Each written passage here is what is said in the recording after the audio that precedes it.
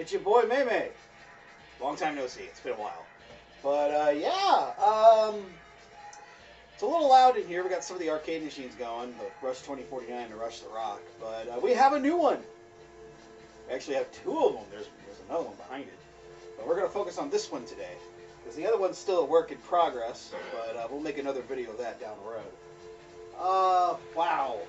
What can I say? What we have here is an original 1992 Virtua Racing. And let me tell you, this is kind of a treat to have now. This is the stand-up cabinet variation. I don't have a seat with it, but we got one in the plans coming down the road. But I wanted to give you guys a little info on it. Went to Bloomington, Indiana 2 days ago on Saturday and went and picked it up. Had to drive from here in the St. Louis area over to there and then drive back. Kind of weird. They're in a different time zone technically, so that's kind of a weird thing right there to figure out. But got it for a really good price. It needs a little bit of some fixing and some extra things that are needed. I'm seeing that I need to get a new bezel for it. We need to get a new steering wheel, probably a new belt inside for the force feedback, but everything works. View buttons work, start button works, gas and brake work, shifters work. Monitor seems to be pretty decent. Needs a little bit of an adjustment because we got some, looks like we got some lines on the top, and then it looks like it needs a little bit of degaussing. But I've messed with it for the last couple days on Sunday and a little bit today. I went ahead and put it on some caster wheels so it's a little bit easier to move around. But man, 1992, so Yu Suzuki just was doing crazy stuff with Sega, and Sega in general was just doing crazy shit too. I mean, they're up there with Atari. Like Atari, when they were making those, Sega was making this. If it wasn't for this, we wouldn't have games like that. So this is like the pinnacle of the start of 3D racing games. And we've had other 3D racing games in the past with like Hard Driving and Race Driving, another two of my favorite games. But this is with the game that basically said, okay, this is how you really make a 3D game.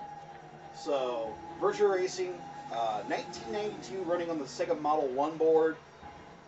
Pretty impressive. Running with a medium resolution monitor. I mean, seriously, 1992, this thing running at 30 frames per second and looking that good on a 26-inch monitor. Wow, pretty impressive. And there are different variations of this cabinet. There is the twin cabinet that's out there. My good friend Joe from Scarlet Sprites is working on one. So, hi Joe. Hi buddy. Got mine right here. Just got some work to do. So, I think the coolest one you can see is the Deluxe. The Deluxe model I've had an experience with, is bigger than this. It's probably half the size of ManCade. And it's actually the first known game to have 16:9 widescreen support.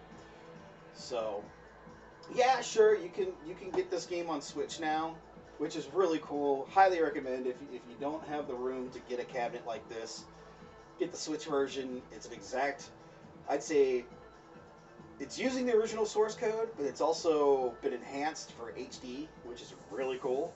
Highly recommend it. M2 did a very good job with that game. But, man, just having my own original Virtua Racing, this is great. I mean, how many racing games do I have in here now? 1, 2, 3, 4. Yeah, 4. 4 racing games. 4 of my favorites.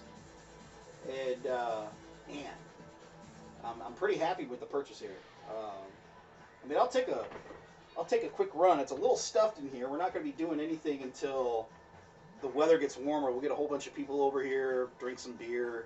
We're going to clear out most of this. Shelving over here is going to get knocked down that I don't need and get rid of things I don't need. And then we'll reorganize. I'm kind of planning to have this in between Rush the Rock and Rush 2049. So, yeah, that's the first thing to let you guys know on the ManCade project. This is phase 1. Phase 1 is done. That's basically getting all the arcade cabinets I've always wanted.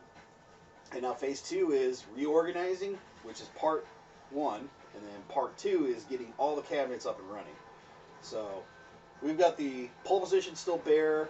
The Defender all the way back there. The multi-wheelings project is still needing to be worked on. Back there also behind this is a Sega G-Lock.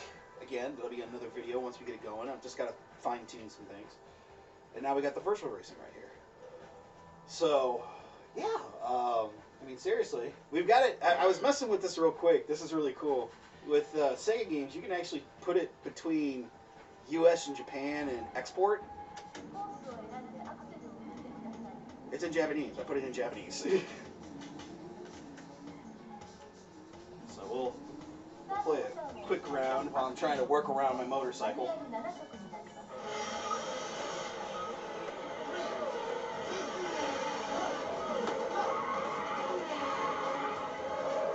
So it's a pretty simple game to play. All you're doing is just trying to complete the race of 5 laps on per track. You got beginner, intermediate, and expert, which is Big Forest, Bay Bridge, and Acropolis. But I mean, all the detail they put into this game is amazing. I can't believe, 1992, I remember playing this game a ton when I was a kid. And more so, I remember the first time I played this was at a bowling alley called Bel Air, which wasn't too far from here. That building's gone now. They've took over another bowling alley and renamed it to that, but they had this. And I remember my first experience playing this. And then I remember playing it a lot at like Six Flags, any theme parks or anything like that, because they'll have multi-versions. They'll have like 4-player or 2-player versions. And I've only had the deluxe version. I've only played that once, but that was a treasure to enjoy. But it was like $2 to play. But hey, I did it. I played it, and I remember winning. So what's unique is that if you don't know about Virtua Racing, I mean, like I said, it's a basic arcade racing game, but you can change the views. It's really unique. You can you get this first-person view, and you can see your hands and that are moving the wheels. If we were doing manual, you'd actually see your hands shifting. We got a 2/3. Put it back to 2/3, all spinning out. And we got a sky view. And then your typical behind the car. But really cool. I mean, it's got that 90s charm, a little bit cheesy music, kind of cheering you on to keep racing.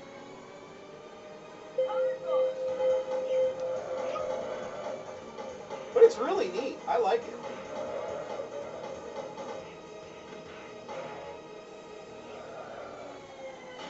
But yeah, it's in really good shape. I'm actually happy with it. We'll probably, I don't know if I'll be looking into putting an adapter so I can get some outboard video on this, but I might set up some nights and actually try to do some hot laps, put myself on the board if I can. But I think the first thing we're going to try to find is the belt and a new wheel. And I want to get an original Sega wheel, but these things are not cheap. So I'll have to start sourcing. So Joe, if you're watching, buddy, can you help me out? Can you find me a Sega wheel? Anyone else too, please leave a comment down below. But yeah, in the end, I got a Virtua Racing. Oh yeah, I've also got the top time already on the beginner course. So yeah, Virtua Racing in the ManCade, freaking awesome. So hopefully you liked the little video here. We'll do some more updates down the road, but we'll be talking about the G-Lock here in the next video once I get around to some time on that. But if you have any comments, questions, concerns, or anything, want to get a hold of me, hit the links down below. You got Twitch, Twitter, and YouTube. Come see me on Twitch whenever you get a chance. I'm trying to get back on to streaming. Hopefully soon we'll get these both working as well, and we'll be streaming some more hot laps and trying to get back into the Rush 2020, Rush Wars 2020 season, and then trying to set more times on Rush 2049. But yeah, come talk to me. Oh look, Japanese. Cool. Anyways, thanks for coming by, guys, and take care of yourself. Stay fresh, stay clean, and keep practicing on Virtua Racing. Adios.